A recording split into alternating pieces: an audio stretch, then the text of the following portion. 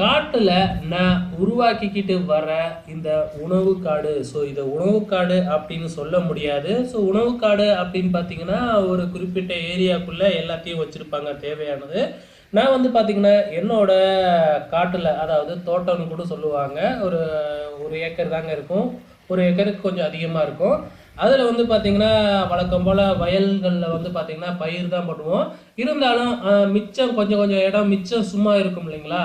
அந்த இடத்துல நமக்கு தேவையானதெல்லாம் வந்து பார்த்தீங்கன்னா பயிர் பண்ணிக்கலாம். வாழை மரம், தென்னை மரம், அதே மாதிரி வீட்டுக்கு தேவையான செடி, பழ வகைகள், இது எல்லாமே வந்து பார்த்தீங்கன்னா சும்மா வரப்பு ஓரங்களில் கொஞ்சம் கொஞ்சம் இடம் சும்மா இருக்கிற இடத்துல தான் வந்து பார்த்தீங்கன்னா அது எதுக்கு சும்மா வச்சிருக்கணும் அப்படிங்கிறதுக்காகவே வந்து நமக்கு தேவையான காய்கறிகள் இது எல்லாமே போட்டிருக்கேன். இங்கே பாருங்க, நீங்கள் பார்த்துக்கிட்டு இருக்கிறத வந்து பார்த்தீங்கன்னா முள்ளங்கி செடி தாங்க. முள்ளங்கி வந்து பார்த்தீங்கன்னா இந்த இவ்வளோ கொஞ்சோண்டு தாங்க போட்டிருக்கோம். இந்த மாதிரி நிறைய இடத்துல கொஞ்சம் கொஞ்சம் எங்கெங்கெல்லாம் கேப் இருக்கோ அங்கங்கெல்லாம் மரம், இந்த